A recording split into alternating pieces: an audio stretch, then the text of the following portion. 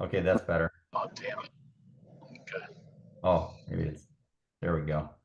So anyways, gateways, corridors, pass-throughs. I want to ask you guys all questions here with regards to what are they and what's their purpose? Does anybody have any thoughts about when you hear those terms, what are they and what's their purpose in the landscape? Anybody have any thoughts? Well, usually gateways or corridors or pass-throughs are usually an access into another portion of the landscape. Yep, absolutely. Yep, they're portals. And so they're important for a couple different reasons. Let's look at what the purpose is here. So for one, they aid in orientation. They act as landmarks. So as as visitors to a garden, we want to be able to direct traffic, lead the eye, lead pedestrian movement throughout the landscape. So there are means of wayfinding also. Um, and with regards to, I don't know if you've heard the term semiotics, but that's the study of signs, like signs and symbols. And a lot of times these are subconscious things that we just recognize. So, like, for example, if you see path lights in a yard, subconsciously we're so ingrained nowadays to where we understand that, oh, we should probably follow the path lights because they're leading the way along a pathway. So they're a comforting element for us. So same thing with gateways or openings in the landscape. They're signs for us to naturally want to go to. So again, directing pedestrian movement and traffic, these are important. And at nighttime, as you well know, it's something that we need to highlight somehow so that people know where to go. So, and there are also choice points. So, as Sean had mentioned, it's a transition between outside and inside. They're from one area to another. And this is usually a positive thing. It allows the visitor a chance to make the decision whether to proceed forward or not. So daytime, it's usually not that much of a big deal in terms of you can use, it's a lot easier to see and visualize what's going on into the next area so that we're not fearful to enter the area.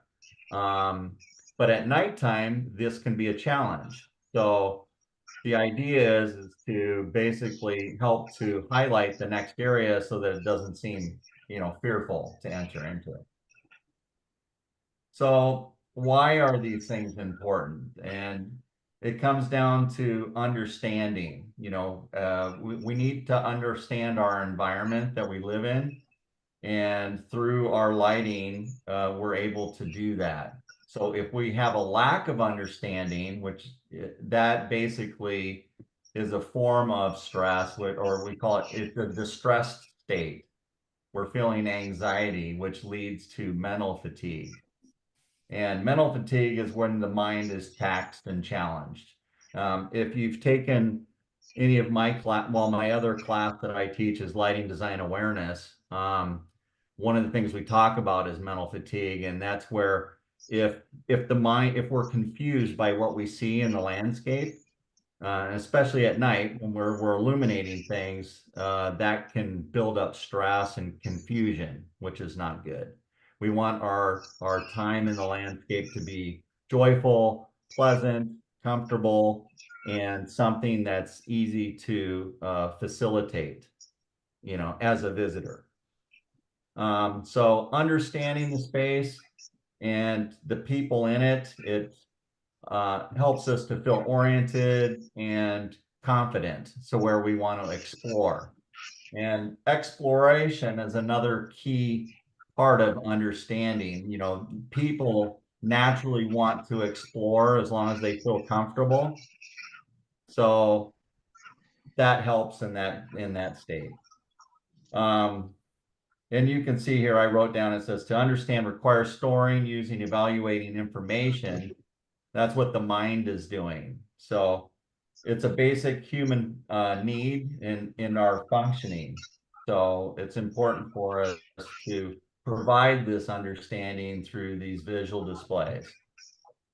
I already talked about exploration as part of understanding, but what's involved with exploration in a lot of cases is mystery. Mystery is generally a positive thing. It's an emotional motivator. So if we're traveling and through a landscape, whether it's day or night, a lot of times, if there's an element of mystery, it makes us want to further find out what's there, as long as it's safe. So those are the reasons why these elements are important. And if we look at, let's say, gateways and partitions, I'm going to show you some examples here in a few minutes. Um, Partitions divide a space or an area, and gateways are the openings in them, just so you understand the difference there. Partitions are like hedges, fences, rows of trees, it could be walls, any other form that causes like a separation between one area and another. Openings, they permit an easy visual access and free movement of the area that is normally, more restricted. So here's an example. If we look at, daytime shot, you can see here, here's an opening in between. This could be considered like, this would be like a gateway would be. Here's the partition, is this hedge, and here's another section. So again, if we're looking at this, obviously in the daytime, it's much easier to figure, okay, well, that seems like it's safe enough. There's still some mystery there, like what's around the corner. But we want to, at nighttime, we'll consider this a little differently as well, because obviously this is all going to be more in darkness. So how do we illuminate these spaces to continue people moving through these areas? Here's another one. You can see here's a natural gate or a metal gateway. There's a hedge on each side. Again, those are the partitions. One first section, next section that will lead us through. Here's a typical little arbor, like a rose arbor. Same thing. This could be considered a gateway or a portal into the next space. Here's between a building. Now this is a little deeper. If this was really deep through here, you might consider this more of a pass through or something along that lines, like a corridor. But in this case, it's showing one area here, next area behind, and how it leads through. And if you notice these in the daytime, how the lighting is, it's dark in here, which could make it a little scarier, and then illuminated on the other side, which helps to draw you through that challenge area, if you will. So pass-throughs and corridors, these are elements in the landscape that are basically passages. They're extended pathways that are, again, deeper or longer that we have to travel and maneuver through. And usually you'll find these passages are protected somewhat. So you'll find they're either surrounded by taller plant materials on each side, so it feels confined somewhat and somewhat protected. So you can see here in these examples, here's a longer pathway, corridor, portal, so for transition, but see how it feels protected? You're surrounded. Here's another one, even though this is more open, it's just basic framework that you follow through, like a pergola. But same thing. So again, how do we, when we're looking at these during the daytime, you start to think about, well, let's use this for an example right here. We can come back and look at all these photos in a minute, and we can start addressing how would you illuminate the space at night and why. What we need to bring in what's important into the scene or the next space. And do we want this more of a transitional zone in between? So maybe we do soft lighting off to each side. Maybe it's down lighting that's sporadic, that thick, that it's softer, and then we illuminate something stronger at the backside on the back end of it. So the next room, if you will. These are things to consider as we're illuminating these spaces at night. If we uplit all of each one of these posts all the way through, then it might be too strong, too dramatic, and therefore takes away the attention from the next space. So that's why it's more important to use these corridors, these areas, to keep them more subtle as approach, and then put more of your emphasis or your focal point at the back end of it so that it draws you through the space naturally. Here's another one, obviously much more heavy construction and brickwork and such, still open, but feels very protected. It's a long, here's the next space down at the end again. So it's more of a pass through, you know, you could do, how would you guys like to illuminate in something in this space? I mean, how would you address this? Because you can get pretty creative here with the brickwork, obviously. But again, if you put too much attention onto the brick, let's say you're illuminating these and making it very dramatic, that could make this more of the concentrated focal point versus whatever's at the end. And again, considering what's going on as a designer, do you want to, you have to determine what the emphasis is. What is the focal point in these different spaces? So anybody want to throw out, how would you maybe, you know, illuminate some of these, this area here for safety and for interest so that we could get down to the end?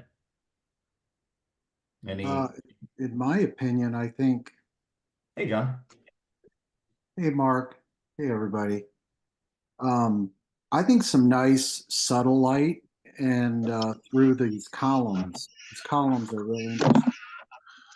But like you said, I think the main focal point, I'm trying to lead their eye down to the end. Yeah. And so you don't, well, I would not overlight inside there, although it's very cool architecture. And you could highlight it, but I would be very careful with the amount of light used. And then make the focal point at the end to make that intriguing and mystery, kind of a mystery, intriguing part of the design. Right. Good. Anybody else want to comment or any thoughts? Okay. Actually, let's go back. Let's look at this one. What do you, anybody have any, see, you can see here now, this is obviously a daytime shot, but we've got these hanging pendant fixtures in here, which is kind of fun. It's interesting.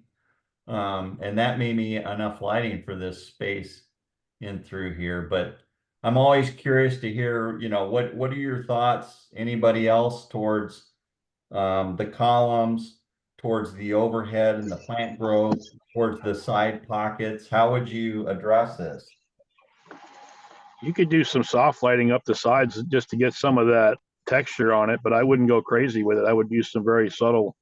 Right. Because I think those hanging pendant lights are going to be probably quite enough light coming through there, but at least it would give you a texture going both ways. Sure. I think that's a great idea. I would get rid of those pendants. I almost would too, but 100%, because I think they're going to give off too much light. Yeah, a lot of glare. And look at the end down there too. You've got the fountain at the far end. I don't know if you can see that in this small picture, but yeah, because you definitely want to light that. That would be the focal point. Right, draw the eye through. Hey George, any thoughts on what do you see in this? George? Oh, I'm sorry. Can you hear me? There he is. I was just curious. I mean, because you see a lot of these different things in different parts of the country here or outside the country. I mean, what have you seen or any interesting ways to approach this type of a design in here? I do a lot of that. I do have a lot of archways and things like that to do, trellises and such. I like the lanterns.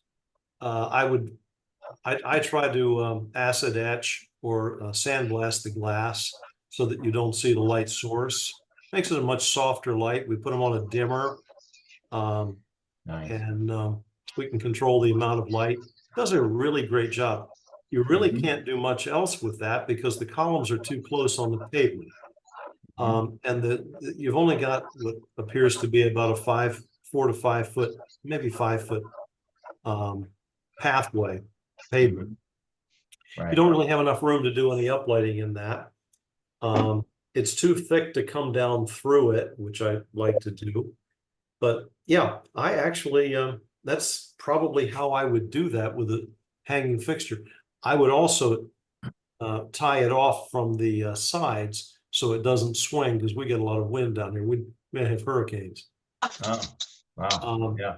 But and again, the fountain at the end, like you mentioned, yeah.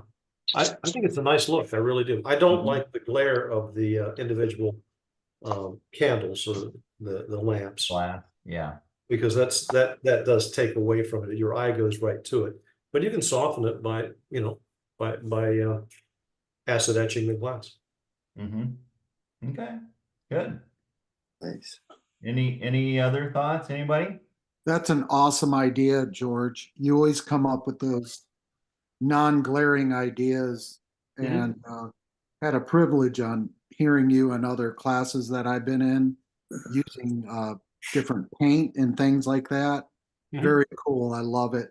You know, my first instinct is to go, well, get rid of the glare, and yours is the same, but keeping the fixture, especially if the customer loves the fixture, and to keep the fixture there is great if they love it, but then now combat that glare with the etching, I think is a great idea.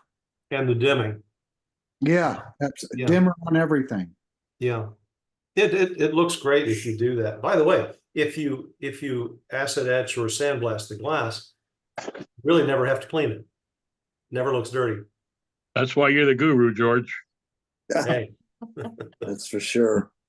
Hey, well, I got another thought just to throw this out and tell me what you think. What if you kept that a real super warm colored light inside the lanterns and doing like George said with the frosted glass or whatever, and then maybe popping in some cooler white or something to on the plant materials on the outside or whatever, or at least down towards the fountain, that offset of color.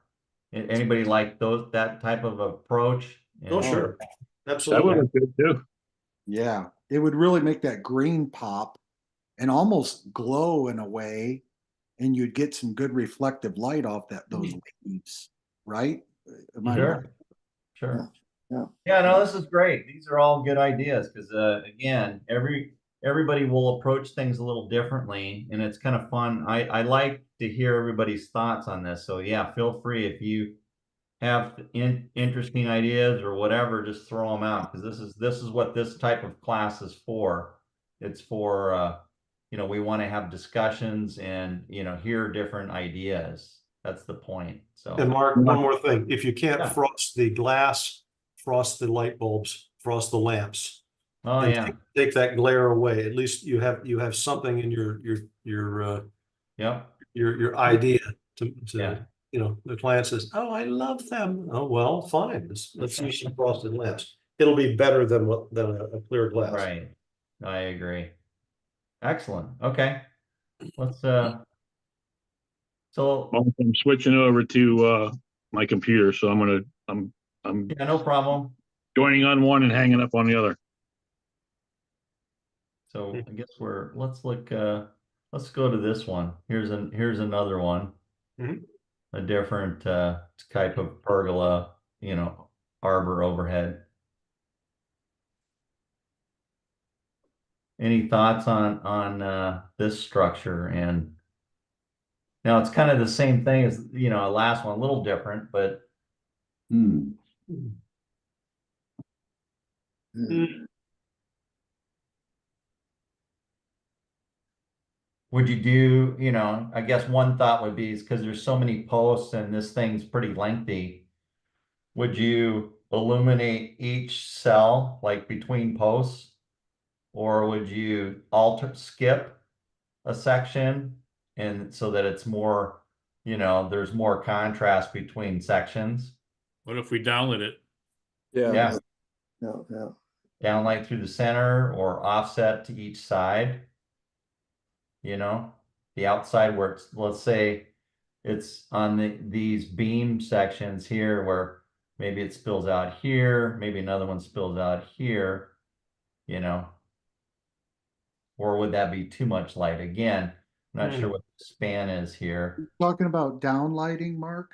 Yeah, well, that's what was just brought up. So Yeah. the thought was, is do you do a single downlight in between, like the cell? Here's Yeah. one cell, here's the next Yeah. cell, the next cell, you know, and so on down through. Do you put a single downlight up in there? Or do you come off of like each side? Maybe it's Mark, how tall are those trees? you know, I don't know. I found these pictures on the internet and I just pulled them just to use as examples. I'm guessing this is probably 7, 8 foot tall. You know, probably, yeah, 7 or 8 feet, I'm guessing. The height. What you could do with little MR11s, you could put them on the inside of the tree as high as you could get them on those trees on the side, the lemon trees. Yeah. And you could bring them down through the tree and you could create shadows inside. Yeah, that'd be fun. That would be a lot of fun. Be something different. People wouldn't expect it. Right. That's awesome. You That could is awesome. you probably want to uplight the trees too on the back side of the hedge so you don't see the fixtures. And if you could get inside those trees and come down through them with these little MR11s, not too bright, that could be really cool. Yeah. Now, I used to work with a landscape architect too. He was a major, I guess, he was a fellow of the Landscape Architects Association. Now, he was famous for doing that kind of an LA look. What he would do with it is pathway lights, these rectangular pathway lights, very soft across the pavement. He wouldn't alter them either. I mean, you'd naturally think of doing one across, one way, one another. His take on it was to keep them on the same side and just wash across every so often. He liked that look and he kept it very simple. You know, it wasn't my thing, but that was his, and he was very well celebrated in the landscape architecture world. And he would do things like, and he would have me do things like that. But I would really look at the uplighting the trees on the outside behind the hedge, at least that, and coming inside if you can with MR11s. Sure. I like that. Is that, are you talking every tree, George? Down Every the- tree. Yeah, that'd be cool. Looks like there's 3 or 4 trees on each side there along this Especially side. getting that shadowing. There's nothing like that pattern. And George, you Yeah. do that all the time. Mm-hmm. It's absolutely gorgeous, like artwork on the ground. It's amazing. That's what that would be. And you'd actually have to put an uplight on either side of those trees because it has to work from one side and the other as you're walking in and walking out. You Yeah. won't see the fixtures. Yeah. Oh my God. Even that would be elegant. And you have some reflected light. It's not going to be bright. Yeah. You know, it's not going to be to code or anything. Mhm. And you know, you can go crazy. You know, the other way everybody would do is go up in the cross members and downlight. Well, everybody's going to do that. Mhm. This will give you an alternative way of doing it. So whatever you think. Very cool. Yeah, it would be fun to play with. Yeah. It would. All It right. would. Excellent. Thank you. Oh, one more thing. go As I'm ahead. looking at that, as I'm looking at that too. You could take that little MR11 fixture if they wouldn't fit in the trees. and pick which side was the main view. Maybe this was the main view, or maybe walking the other way is the main view. I don't know. But you could hide it up in that that cross member and just come across like the landscape architect would have done it. Instead of doing it from the path, you could do it from the top down. Mhm. And you'd have a pool of light, maybe another one, another one, another one. You could create the pattern you wanted. That could be cool too. You understand what I'm saying? Yeah, yeah, yeah. Yep. Nice. All right, let's go to another one. Kind of the same thing, a little Yeah. different. That's sweet looking. Yeah. Mm. Yeah. That'd be fun to light, just to how mysterious and intrigue you would create with that. Right. What is that? Just like hanging grass? Is that like Louisiana or some sort of? I don't know. That's It what I almost thought looks of, like John. honeysuckle or something. Yeah. Or it's hard to tell. It's a vine of some sort. It's dense, a little denser. Maybe it's wisteria. That could be Mhm. interesting. I bet you that, yeah, if that blooms, can you imagine during those times of years, having all those blooms up through there? That'd be Amazing. kind of fun. Yeah, for sure. Cool pictures, Mark.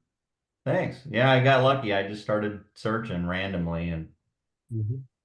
so here I did this section, again, daytime observation as we look at, some of you have seen this scene before, but if we're talking about gateways and pass-throughs and partitions and things like that, if we look at this, so you got this bank of trees here, this bank of trees right here. This could be enacting partitions, and this is our gateway, obviously. But all these concepts apply, day versus night. So again, leading from one area to the next area, these are things to understand, at least psychologically, what's going on. Why are these important? Why do we need to lead people so that they feel comfortable, and safe and secure? And these elements help to, solidify that.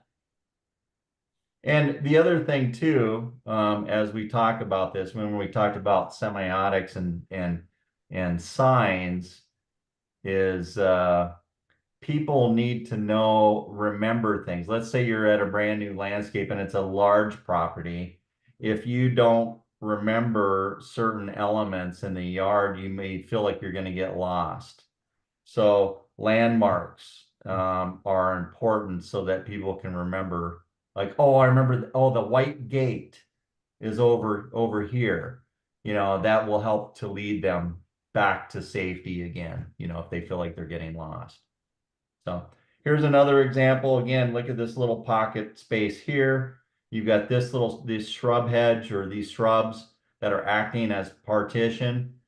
Here's your path, your gateway through into the next area. Here's another one, a different element on each side. There's an actual real gate in the back. So it's interesting how they use, the landscaping like this. And you can create pockets like this. Each one of these can be an individual space that maybe you create a little differently. But this transition through these areas, how do you pick up these features so that they're easily understood at night? From going from one space to the next space. Another pathway, here's like kind of a moon window type gate structure. Again, how would you illuminate something like this? Anybody want to throw out ideas here? Because this is not only a nice architectural piece, but do we put our emphasis all on this? Or do we consider this space versus the next space? How would you approach this? I would love to downlight if it was possible. I love that rock structure and all of that plant life on the left side. Mm-hmm. Maybe some moonlighting if possible there. Obviously, I'd want to put some emphasis on the gate. So, that's your safety, security of entryway. Mm-hmm. When it's real, a lot of bushes that are kind of overgrowing and a little bit without creating too much glare. I think the best option, in my opinion, is trying to downlight some way. Mm-hmm. You're 'Cause- right on, John. That's Yeah. the way I do it. Yeah. Hey, John, this is Chris. I'm wondering, I like your down. Are you thinking about downlighting in the foreground or the midground, which would be as I see it, the gate or the background? What were you thinking when you were thinking downlighting? So The I whole would thing. downlight on the pathway, that rock area. I would bring Right, moonlight right. there, and then a subtle highlight on, not from a downlight, maybe some uplighting on the gate. of Okay. some sort. I'd have to, it's kind of hard to see what's there, what's available, but Yeah, yeah. put a little bit of light on that gate to show there's where you're going, but also add that beauty with the moonlighting on all that texture is gorgeous. Yeah, it'd Right. be awesome if you could bring some of that texture at the rocks on the left. Sure. Yeah, for sure, man, for sure. Well, here's now remember, if let's look at this compositionally too. So let's consider this our foreground space where the rocks, the plants, the pathway. Midground will be this gate, and then the background's that distant garden or the next space. Yeah, So good. Yeah. if let's say you do a downlight out of this at the top, spills down, it'll pick up the gate, but it's not strong enough to where it would compete if you did more uplighting in the background, draw Love it. the eye through this whole space, but it still picks up here. Versus if let's say you uplit this gate so much, you may be competing with the background space Yeah. more. How do you define between the two unless you have that level of intensity of your light source? Well, Okay. could you, Something to if consider. that tree is over the gate or that vine, whatever it is with the white flower there, if that's over the gate, couldn't we do some kind of like pendant light there Yeah, to shine down on that gate so Yeah. you're not you could losing? It's hang it just right subtle. up in there, and plus this is arched in here. It's hard to see, but it's a double wood arch. Oh, So I it looks see. like it's about 18 inches across. Okay, yeah. I So didn't you even, could probably fit a hanging light up in there somewhere that spills brilliant. down It'll give softly. you some of that texture like George was talking about before with the Right, vine coming down too, but give you highlight the gate as well. right. I love that. That would look awesome. I Yeah. bet a lot of you, like me, have seen arched trellis. Is that what that's called? A little trellis? Or I don't know.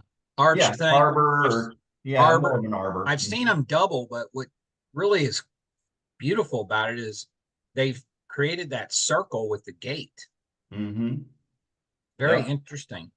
Yeah. My eye right now, as I look at the picture, I know it's two-dimensional and there's other angles, etc., but my eye just goes right to the circle once I figured it out. It wasn't right in my face, but it's like look again kind of thing.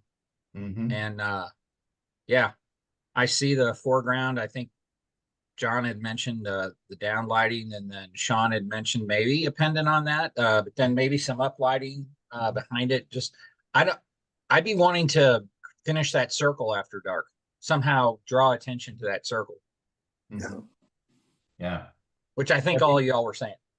They use those types of, they call them moon gates or moon, they use them as windows or portals to look into to feature certain other elements, and like Japanese Ah, garden or Zen garden. Okay. So yeah, they're kind of fun. I love them. All right, excellent. Any other thoughts, or do I move on? All right, let's move on. You see probably more things like this. This would be like a pass-through area, same Wow. type of thing, or a corridor in the landscape. Section of lawn. You've got plantings on each side, and then your backdrop here, it's curving, which this creates the mystery, the interest to want to explore further, because now your eye's following this, and it's like, wow, what's behind here? It makes you think, that's where psychologically people want to be led, as long as it's not in complete darkness. So how would you address something like this area to help lead people and make it feel safe. I would definitely do some moonlighting down on there, but you also want to bring some of the textures out on that rock wall towards the back. And some of the plant some of the plants you want to bring some textures out in that. Right. Absolutely. Yeah, the idea, I mean, leading the eye, or pick what is the focal point, or what would focal points be now? Some might, well, here's a little fountain piece, looks like a maple or something. Here's another urn or type of pottery piece, you know, but again, if we did something back behind here, these trees, maybe you uplight the fronts of these trees to kind of, again, your eyes led to that point. So then you'll want to follow to here. And then once you get up here at the top, then you'll find a new element to lead you to the around the corner to the next level. I agree, because my eye actually gets drawn to that wall in the back. Yeah. You're talking about uplighting, Mark. Yeah. Yeah. If you could do some maybe you do some downlighting onto the wall and that piece in there, that would help. You could do something soft in here that helps to lead, maybe some downlighting here just to spill over the plantings and onto the you know, you can make it your way through the scene. Mark, you kind of asked the question that I was going to ask Sean. When Yeah. you thought of the wall, were you thinking of uplighting or downlighting it? I'm not sure, because it's hard to tell from here, Chris, but I mean, I you know, like I know when we did Sterling, the SLO4 there you could actually probably even wash it. Gotcha. Yeah, it's very subjective because it's just so much, and we don't even know where the path is leading to. So, but you don't want to do too much there and not with anywhere else either. So, you know, I agree. Yeah, I agree. Yeah. Yeah, because if this is just a transition area, like a pass through that leads you to the next space that you're supposed to go, you know, you don't want to overemphasize. Let's say if you make this like the focal point so much, you know, then it may detract from where you're ultimately supposed to go. Exactly. Hey, Mark, before you move on, so just Yeah. here's where my silly mind goes sometimes is I look at I look at all the tree trunks and I see a lot of sticks. Nothing wrong with that. But Yeah. then I don't know if you can move your cursor around, Mark, and I can direct you. Yeah. Okay. Go to the left, to the right, in the middle. Right there. There's that weird thing, tree that goes off in the wrong direction. Yeah. I don't know if it'd be something to lift the eye or not, because it's the one thing that I can see that isn't straight like the others. You know, it's just interesting. Could be stupid, but no, I mean, let's say you wanted to, this is just my perspective. Let's say you wanted that to be your emphasis right there. You highlight that, and then you maybe either backlight or don't front light any of these trees so that the eye draws through to this point. Exactly. Yeah. You do downlighting all in here, your eye will go automatically there. Until your prospect tells you they're cutting it down next week. Yeah. Oh, I love your tree. Oh, that one's coming down. I hear that. We hated that. I know we hate it. That's the other thing I hear. Oh, I hate that. Yeah. Oh my goodness, that's fun. Nice. Yeah, these are fun. Again, knowing the whole site and what you're working with, the design intent, you know, what is it that you work, you know, what's the purpose of the space? How is it being used? Is this a transition area, or is this a destination point up here? Yeah. If it's transitionary, then you need to find a way to pass through. You're still led to a certain section and then continue on. So these are the overall things to think about. And then you can start worrying about, okay, well, if this is the case for this space, then I need to apply softer light. Then you can start looking at, well, individual applications based on areas. Do I use a downlight? Do I use a soft wash? Do I use uplighting? You know, don't start with like, oh, I'm going to light this tree. I'm going to put on 3 uplights on it. You know, work the other way. Start with purpose always, and the intent of what. Well, that's a great point, man. Yeah. That's good stuff, Mark. It's so true, because a lot of times you can pick something that you like and all of a sudden you're overlighting and it becomes garish and you're missing all the beauty in the foreground, the midground. And I think there's plenty of beauty here, and you could Oh, very sure. much overlight it, but you could do some key components at Japanese maple. You could do a real tight beam spread from a tree, hitting on top of it, a subtle light underneath it, just little things that would make you kind of stop and go, wow, that's interesting, that's amazing, that's beautiful. Sure. It's still leading you through to your end focal point that you're emphasizing. So, but that point you just made is, I think a lot of us lighters have been there and made those mistakes. You know, like, Yeah. oh man, I would put 4 lights on that tree because, you know, Yeah. I want people to, you know, get to that place, but you forget about all the other. Yep. No, it's easy to do because you get excited as lighting guys, we get excited. Oh, I could illuminate this so awesomely. You know, I could do this, this, and this. But we have to kind of take a step back and always remember what's the purpose, what's the intent of this area, this space, you know, and keep those things always in mind because that will give you the overall composition will work out really well that way. So good. Hey, Mark, by Awesome. the way, I miss this, so thank you for doing this for the Mhm. members. Oh, sure. Yeah, Thank you. awesome, man. Hey, Mark, got a minute? Yes. Okay, I'll throw a monkey wrench into this. All right, do it. Now, I work a little bit differently than most people. The first thing I start doing when I'm looking at this is I don't look at what I want to light. I look at what I have to work with. And I look at a scene like this, and I start placing up lights in my mind. And if I can get the uplights looking pretty decent, I don't want to see them.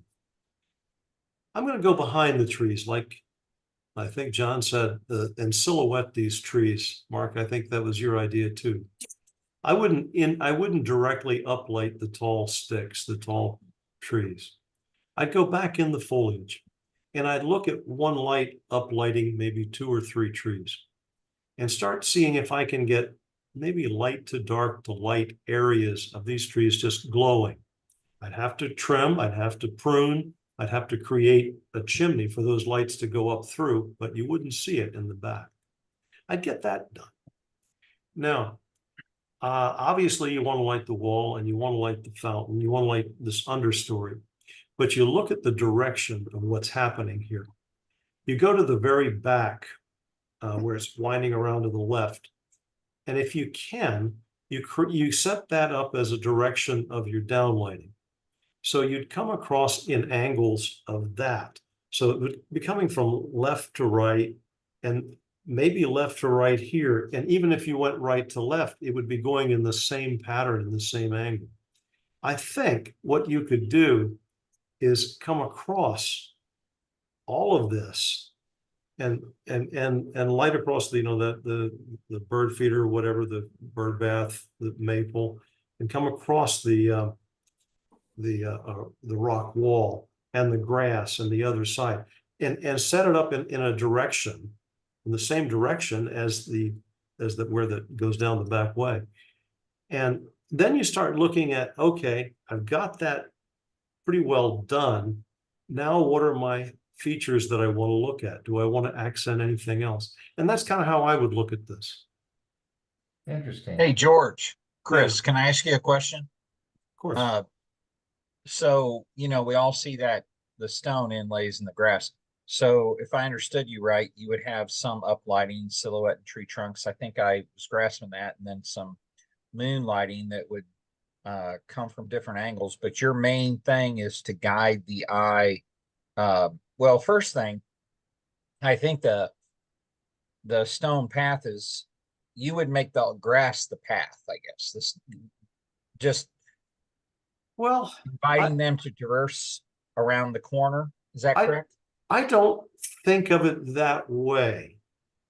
I think of it as looking at it in the daylight, and then how can I have it transition so it almost looks like that, but in a different perspective? Gotcha. I'm trying to match what that landscape architect has done. And I'm not trying to, I mean, look, it's a different approach. And it's not right or wrong. It's a different way of looking at it. And I want to look at what the trees, how the landscaping naturally looks, and how I can bring that back in a certain way, in a unique way. And rather than directing traffic, I kind of want you to feel just a movement in the downlighting. It's going to be up high. It's going to be at the top of a 40-foot ladder. So it's going to be hidden and shielded. So you're going to come across with angles coming, and you get the scene done. And then you kind of look at your plan and you say, okay, this is what I've got. How do I want to shape it to the design that you all are talking about? It's like, okay, here's what I can do based on the landscaping I've got. Now I want to shape it to the design. And that's how I think. I'm always looking at what I've got to work with. Thank and you. Coming back. Nice, Thank George. Yeah, that's interesting because again, these are different approaches and I like it, it helps your mind to expand, obviously, because you're just not doing it one way. There's many ways to do this, which is awesome. I love that. I just like to see what nature gives me, what the landscape architect has given me. Work with that to its best potential, with what I can do best. See what it looks like on the plan, and then come back and say, okay, how do I shape it? How do I make it better? How can I accent something? What is this going to look like? That's how I think. And George, I appreciate that. Appreciate that, because there's two things I struggle with the most. And that is getting in my own head, thinking I know what I want to do and I don't live there, or vice versa, getting into my client's head too much and letting them guide me too much and not executing the principles of lighting design. Does that make sense? Absolutely, it does. And I do that by looking at what I've got to work with. And then I know I'll find out what the client wants, but I don't design to that. I look at what I have to work with, do something and say, this is the best I can come up with. And then can I shape it to what they want? That's how I kind of work it. That's how I work it. Does that kind of make sense? Yo, Oh, that's amazing. Yeah. Love it. Awesome. All right. Let's jump to another one. Oh, I remember this one. Oh, I remember this one too.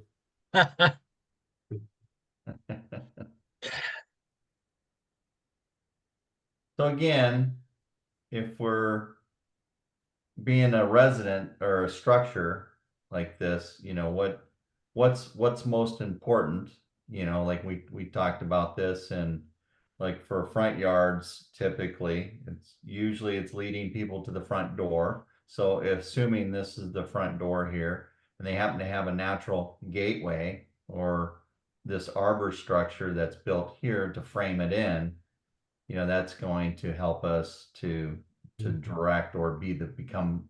Now this could be more of a focal point because it's part of this entryway, in a sense. Any thoughts, or what do you see here? Or maybe you're using two elements, maybe you're picking up this fountain first, then this front area, but just the concept of trying to lead people to the front. Well, let me do this one first, because I'll just give you an idea. Mhm. First thing I would do is come back at night. I'd turn on all those coach Constantly. lights. Yeah. Yes, sir. And see what I had to work with.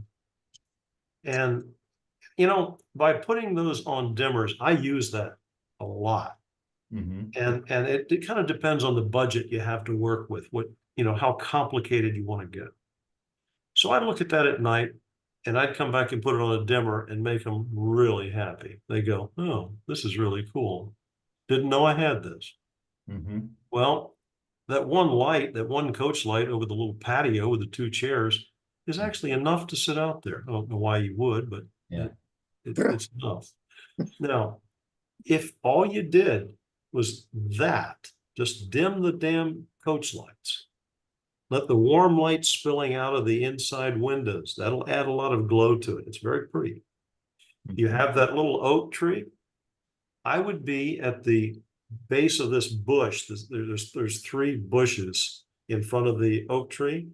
I'd have an uplight there and the ground, go up through the center of that tree, maybe prune open the inside of it a little bit.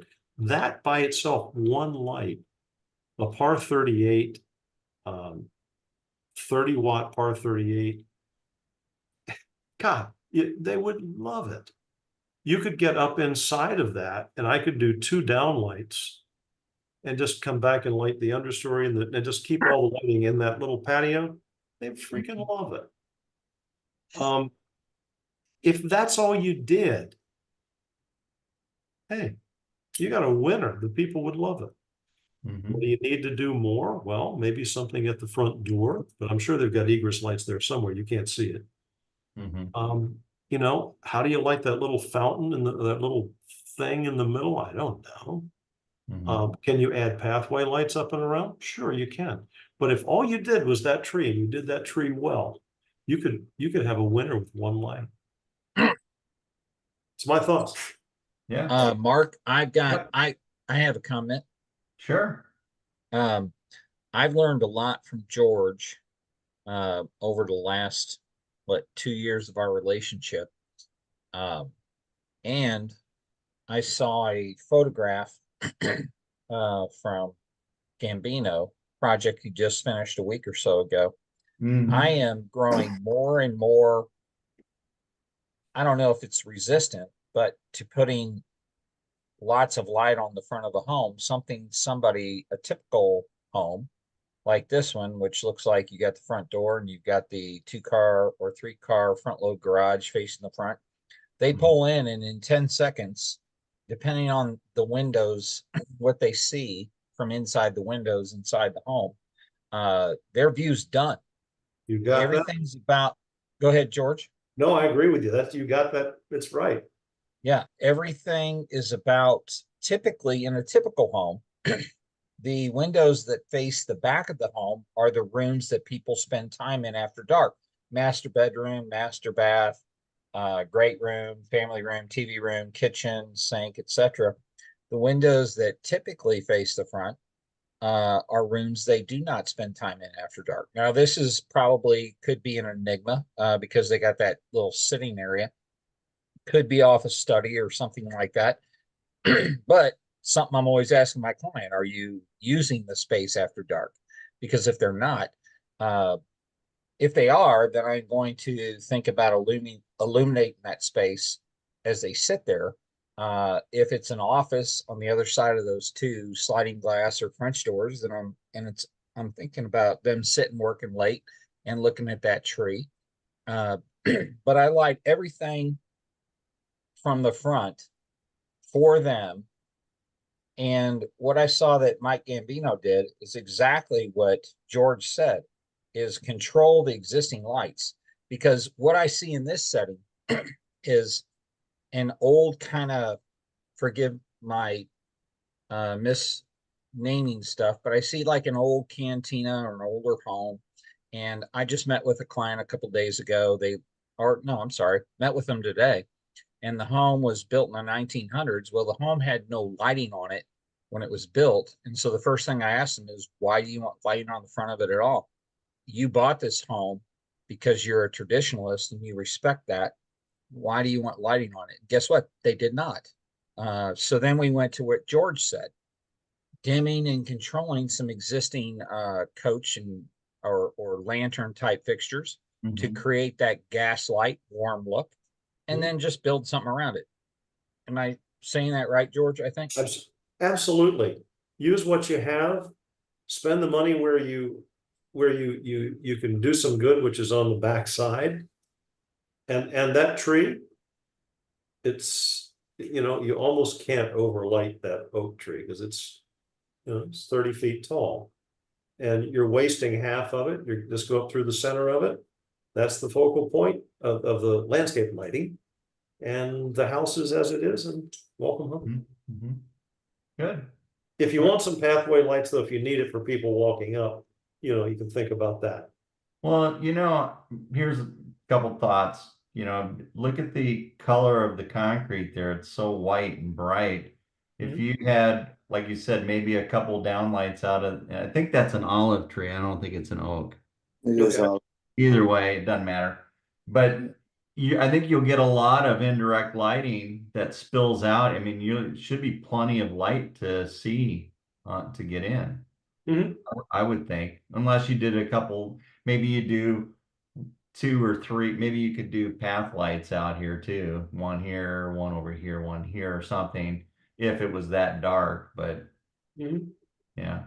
Yeah, just something so simple, and the client's gonna go, that's it? Yeah, and take a look at it, they'll love it. Interesting. Anybody else? Any comments? I know there's a lot of guys on here that maybe aren't speaking up enough. I mean, I hope we're not running over anybody. If you have comments, throw them out, or any questions. Okay. All right, Well, I'll give a quick shout out to Tyler and Andy because Yeah. they're in my region and they deal with these same kind of homes I do. And 99% of them have side load garage with windows that no one looks out of, a formal dining room that no one looks out of, maybe an office, and then a spare bedroom that no one looks out of at the front. And what drives me a little crazy is 2 things that I see online all the time is that people are blowing out the front of the home for no reason when people see it for 5 or 10 seconds and then they're in their garage and the show's over.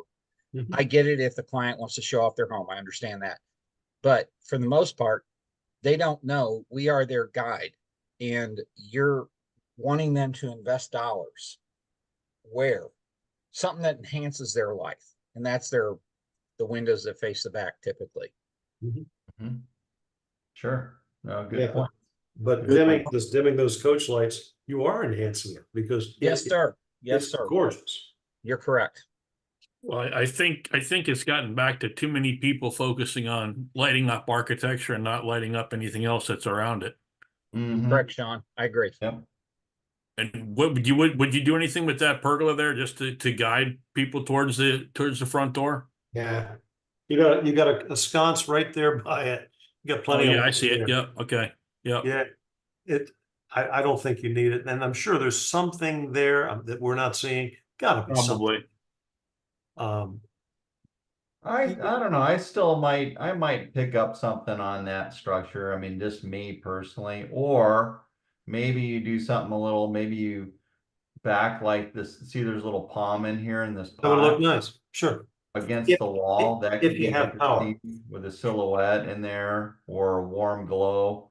Mhm. Just something to kind of give this a little added pop so for sure that this, not that this isn't, you can figure it out, but I don't know.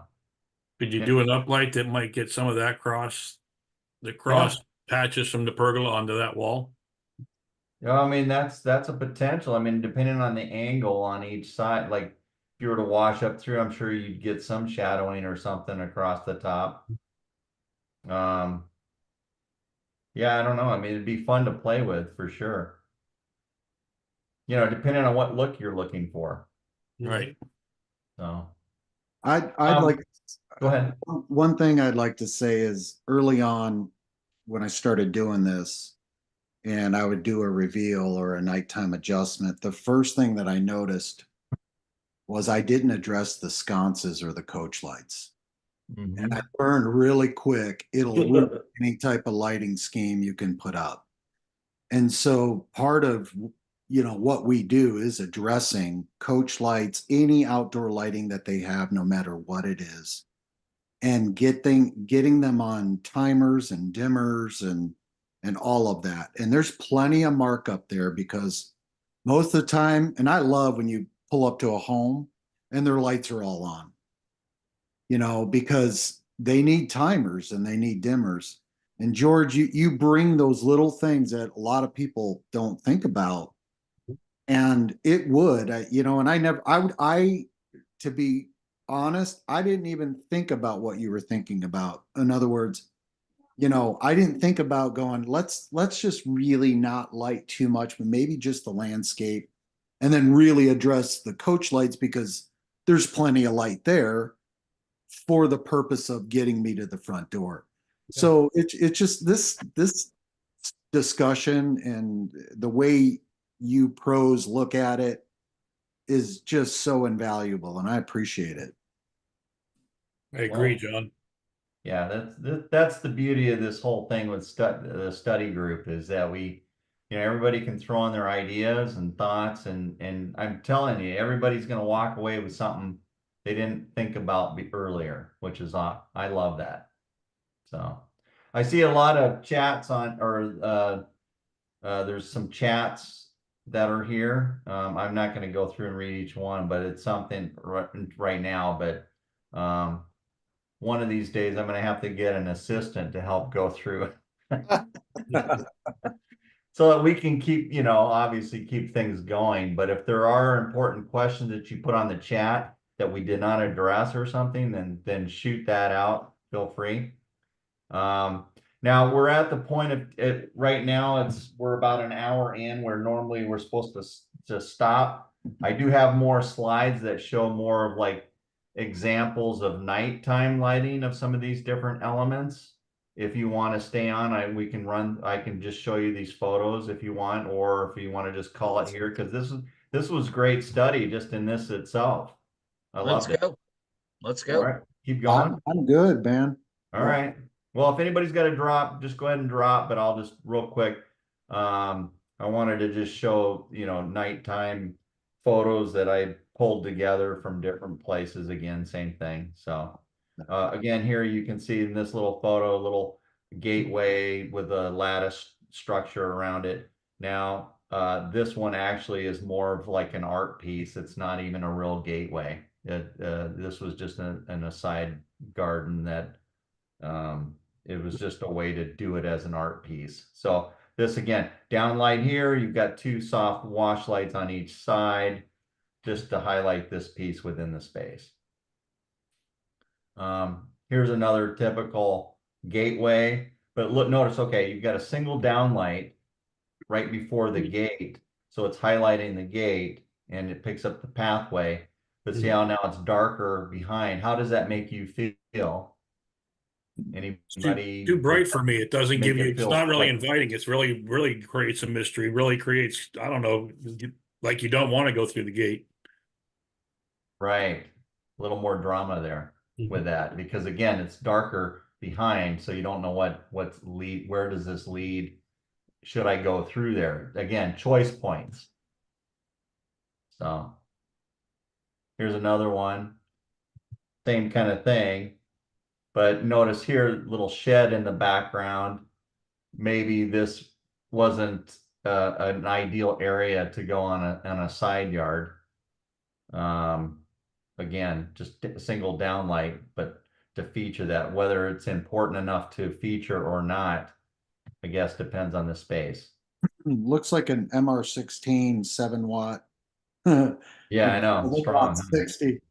Yeah. But I understand the reason behind it. There's a step there, it appears, so it's a tripping hazard. But I always feel like these little areas really need to be low key, just enough light where you can see Soft. and I agree. bring you Yep. through. Way to go. This one, another one, nice structure, path leading to it. But see behind, let's look at it from composition, foreground, midground, background. It's illuminated enough and back behind it to where it's like, well, this is interesting. Curiosity sets in. I want to pass through, continue on. You can thank Andy Perry for that one. Oh, nice. There you go. All right, now here's another one. I'm going to show you two. Here's one, gate closed, gate open. Yeah. So what is that?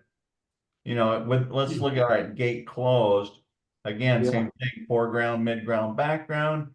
It's illuminated back there, so it feels like, okay, probably comfortable enough to lead back through there safely.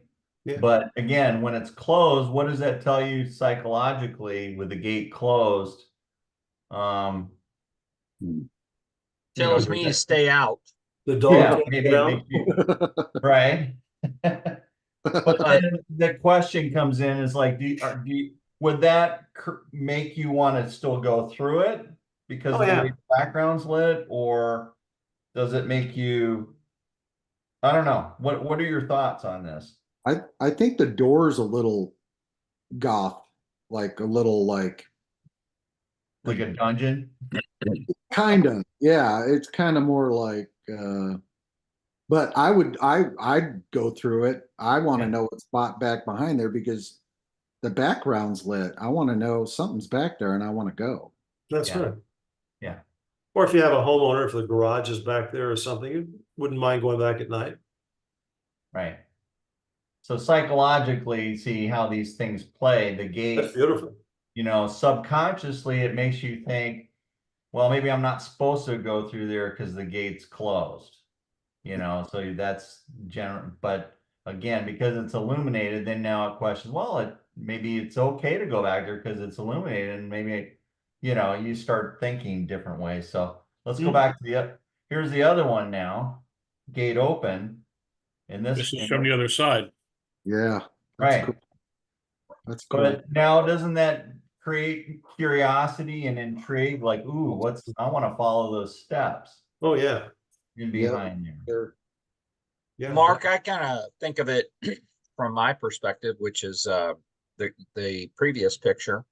Yeah. While inviting the eye past the gate, if I was, for safety concerns, if I was just driving by, while I would be curious, it's not a picketed gate, so it's not very inviting like that. But if I was leaving the residence, in the next picture, with the gate open, I see a sense of safety that all the lighting designers done an exceptional job of lighting the steps so I can get out. Mhm. Mm-hmm. Yeah, it's beautiful. Absolutely. Okay. You're Sorry, wrong way. Okay. I like how all the risers were in the shadow and the runs were lit. I like that because Yeah. it really amplifies that, hey, there's steps here, even Mhm. though they're probably similar stone, right? And what I see a lot, you all probably have too, is where the rise. I know with path lights, like you get up to the second one, it's kind of hard to do all the time, but I like that mostly the risers are in the shadows and the and the run is lit, so it tells someone who's leaving that this is not a ramp to leave. There are steps. Mhm. Correct. Yep. Contrast in there. That's good. Yes. If Yeah. it Thank all you. blends together, then it's hard to maneuver, especially at night, and older people for sure. Yeah. Yeah. All right. Here's another one. Just another arbor downlight, but still lit behind. So shows you another way of doing things like this. A little softer, a little Yeah. more pronounced behind, so it helps to draw the eye through. It's nice. Yeah. But I guess we could say in the midground, foreground, they have downlighting, then they went with uplighting in the background, which I like the contrast. Yeah, exactly. Mhm. Now Whoa. again, gateway partition is the walls, obviously, but again, not direct lighting all over the gate, but more the columns. But even look at the coach lights; it's that warm, almost like they're probably plain. That's kind of interesting, but Yeah. lots of lighting back behind, so it feels safe enough to go beyond and draws you up through there. Makes you wish you could be there. There you go. Absolutely. Quick comment. Yeah. See the hot spots on the front two columns? Yep. Yeah. That's being done by bullet lights. Correct. If you'd have done a rectangular flood with a 60 or 90-degree MR16 Mhm. with a diffused lens, and you wouldn't have had that. Now, where they aimed these two were wrong. Look at the one on the right. See the hot spot where they aimed it? Yep. It's hitting at the bottom.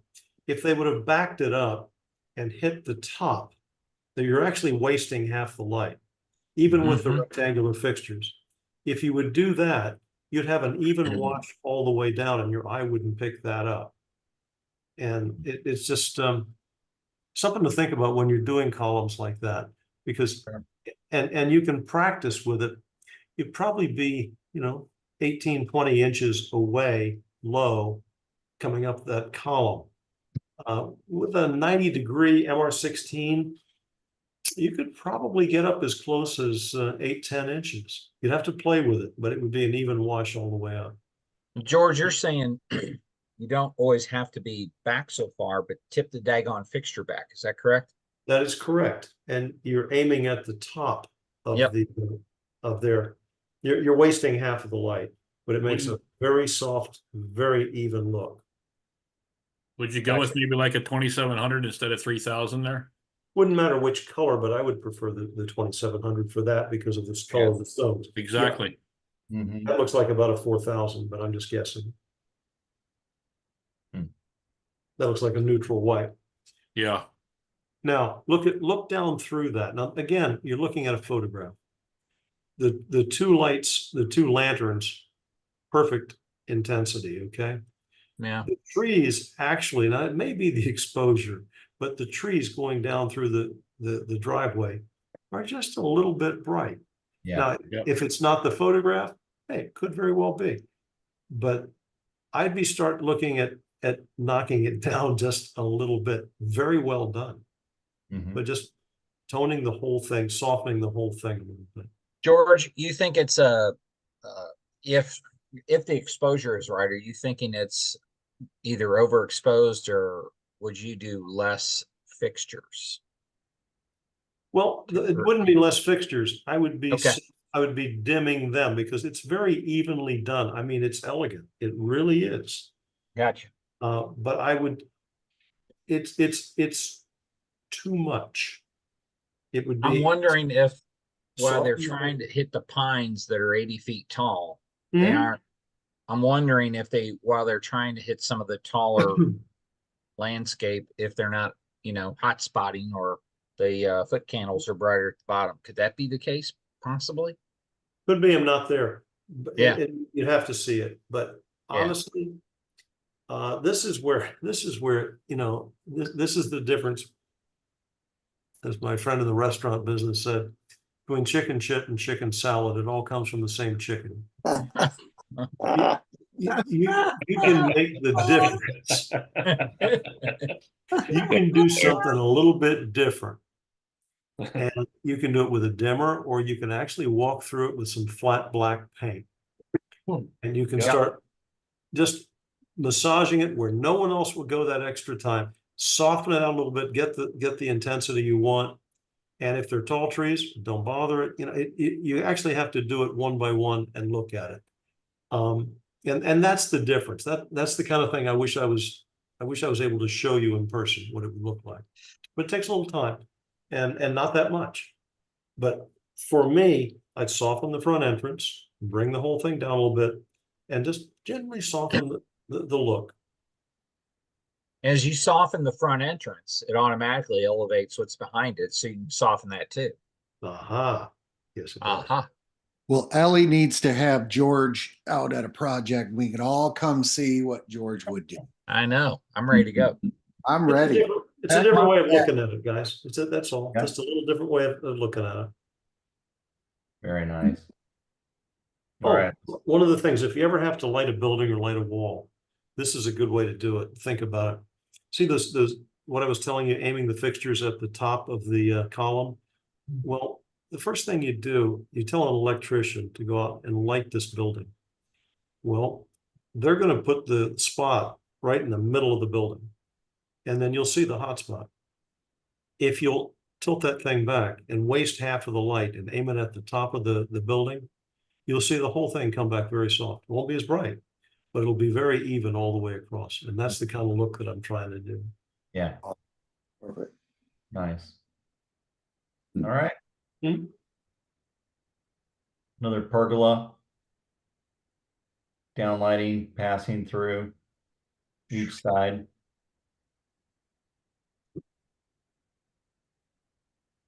I don't think I would have done as many lights. I like the down lights, but I think it's too many. Mm-hmm. Little strong. Dimmer. Yep. But see Or how, dimmer. again, yeah, because you've got every cell. So it does. Now look at the level of illumination there. It's pretty It's much. it's every cell on both sides. Yep. Yep. But again, dimmer would look great. Yep. You're Yep. right, George. Yep. Okay. Here's another. This one's a little I more. love that one. I really do. It's different. Yeah. Cool.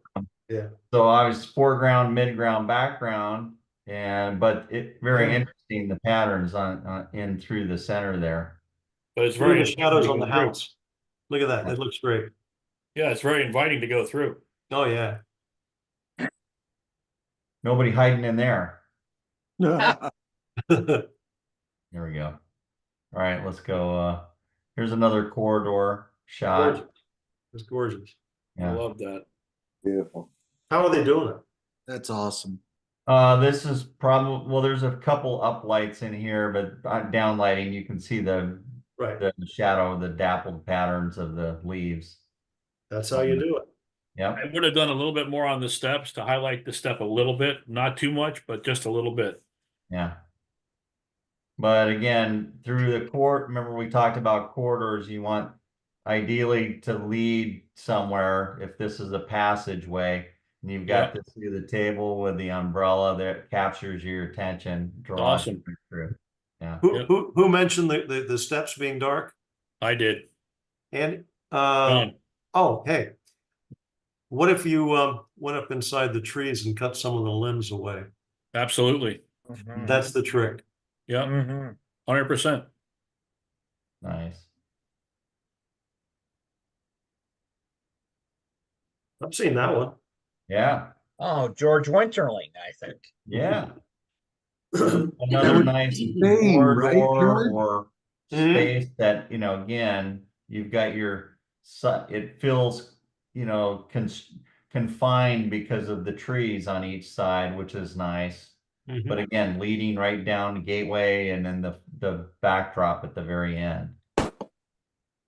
And I like the light up through.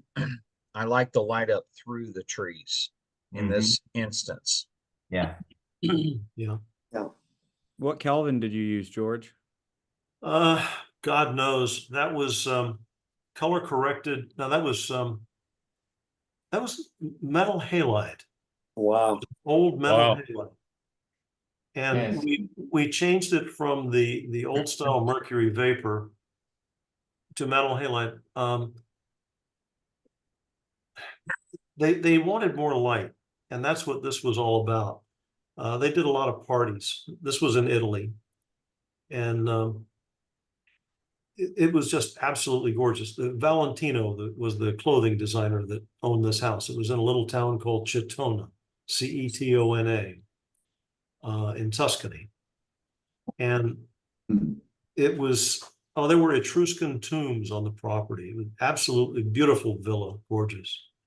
And we were able to get inside of those trees, up inside, and we were using 250 watt metal halide. And it was a color corrected metal halide too. And 175 watt downlights, because we were up 75, 80 feet in the air with some of these to get these distances. Yeah, I'd like to show you how to open up an inside of a tree and get that look. I mean, these are huge trees to do that with, but you can do it with smaller trees. And it creates a beautiful silhouette, as you can see. Look, you can. Beautiful. George, are you able to accomplish that with low voltage LED today? Yes, absolutely. That's what I'm doing. Yeah. How are you doing that? We've got 36 watt and 50 watt bullet fixtures in LED that are bright enough to penetrate up through the top of a tree. That are almost as bright as, well, they're as bright as 100-watt mercury vapor, even brighter. So we're able to do it. Not quite as bright as this, but yeah, it can easily be done. And we have some of the larger rectangular fixtures, 100-watt, 150-watt LEDs in soft uplights in some of these huge trees that will work quite well. TechLightUSA.com has them, and we can definitely do that. Okay. It's a Low it's voltage? in low volt. The 150 watts, I don't think so. I think they're line voltage, but up to 50 watt, definitely 12 volt. Okay. For most cases, that's all you'd ever need to do it. And what I actually had to do, instead of using some of the heavier duty rectangular floods, I just used more of the bullet fixtures. And I can do actually a nicer job with it. I had to learn the technique all over again.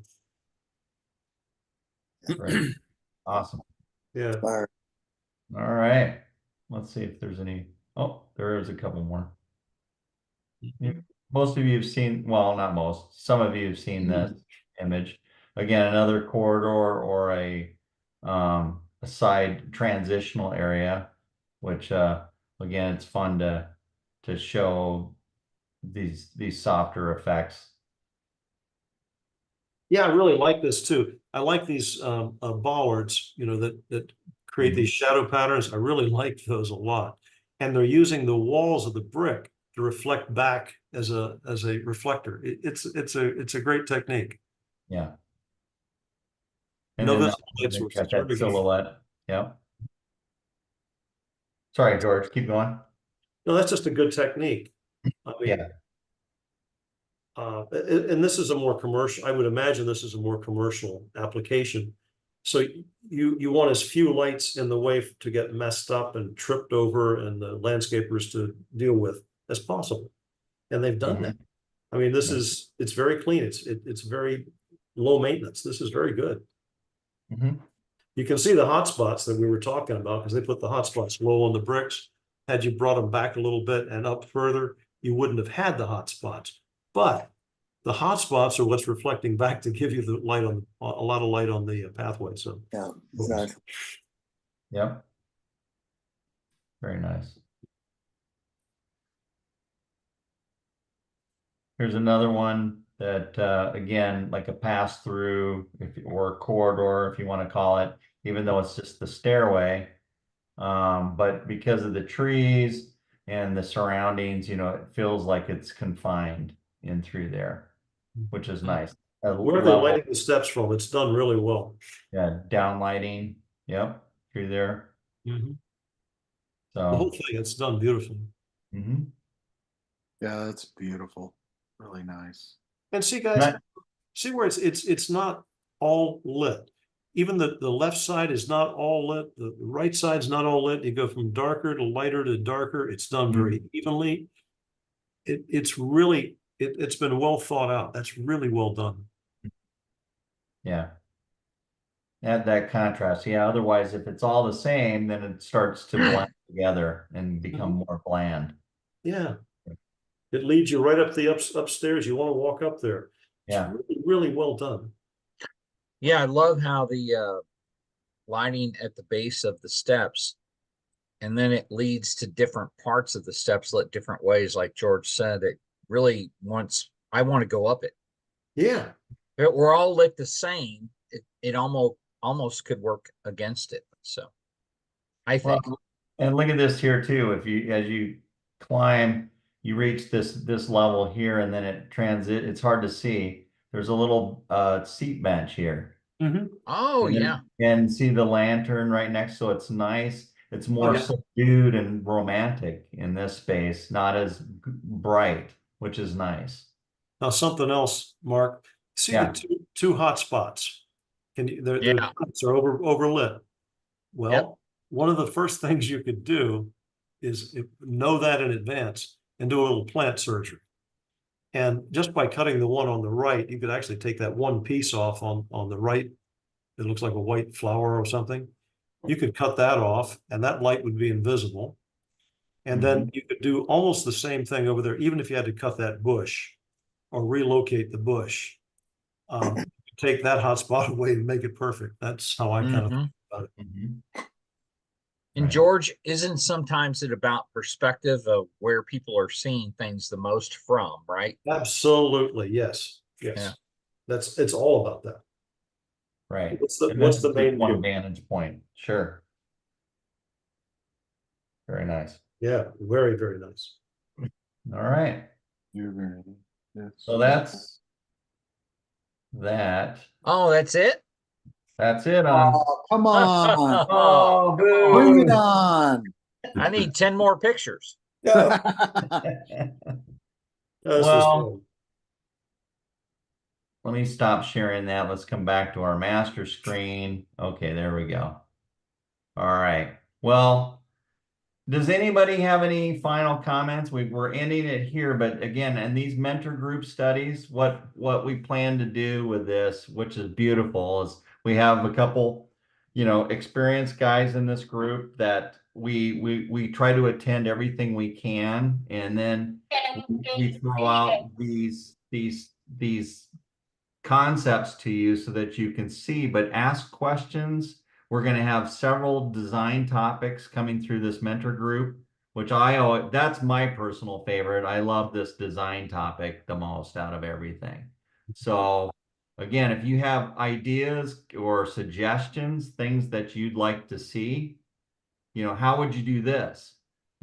Let me know or send me a text or an email, and then we'll get it on our series here so that we can go run through it. It'd be a lot of fun.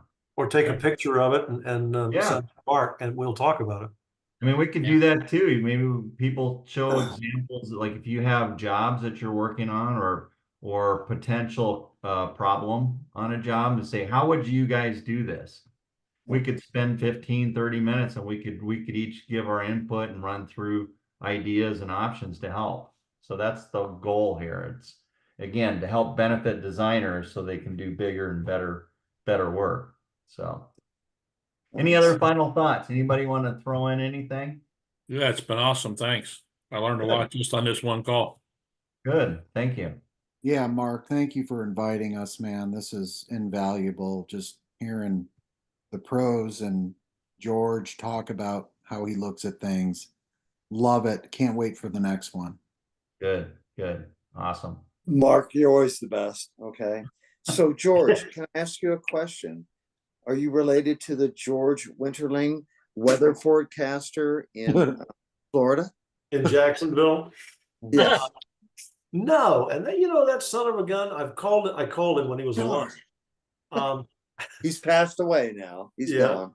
A couple times and say, we have the same name, and he always competed with me online to he had the news station.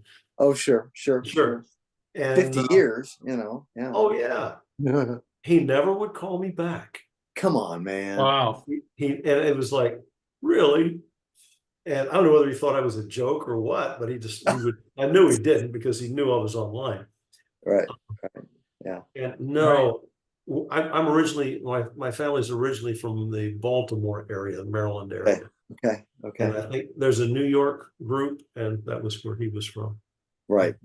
Just had to ask, okay, because you're in Florida as well. So, Yes, I'm down in Stuart, Florida, just north of West Palm. Yeah. You're just north of me, George. I'm in Delray. Are you in Delray? Yeah, Oh my God. Well, lunch. absolutely. I'd love to. Give All me a- right, guys. I'll come down and join you guys.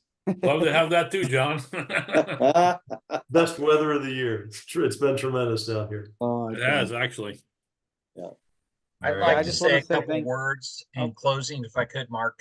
Tyler, look forward to your participation. Sure. Know you're going to sign up for my class. You're muted. Looking forward to you being unmuted so I can hear your voice. Can you hear me?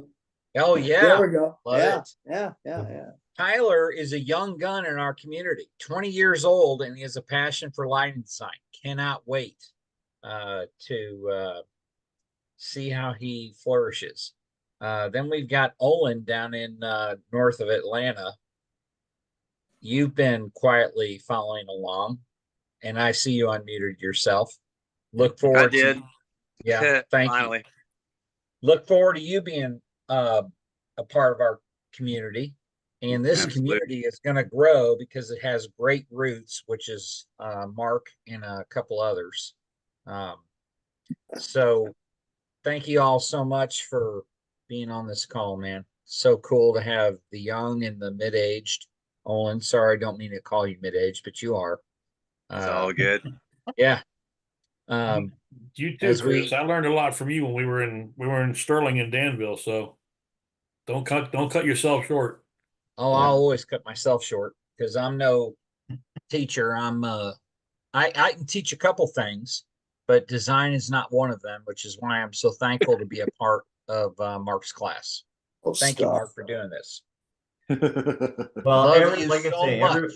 everybody has value here, and I'm whether you're brand new or you're 40, 50 years in, doesn't matter. Everybody brings a different perspective, and everybody can get involved and talk, and we're all going to learn more. So it's a good thing. So I appreciate Awesome. it. Thank you, everybody. All right. Thanks, Mark. I don't know Thanks, if guys. Josh is still here or if he's gone. I just see a name, so. Yeah, I'm here. Oh, okay. All right. He's there. Hello, Josh. Good to see Hey you. guys, sitting in a truck, so it's dark here. You wouldn't be Oh, able to there see you me go. anyway. That's All okay. right. That's okay. Well, hey, God bless you all. Okay. Yep. All right. Thank you. God bless. Thanks, guys. Good night. Thank All you right, we'll guys. see Appreciate ya. everybody. I'll Thank be- you for everything. All right, Well, Thank I'll you. be in touch. Have a great night. all right, love you. Love you. Love you guys. Love everybody. Yeah, there you go. Take care. Hey, Olin, do you still have your deer running around? I saw that picture earlier.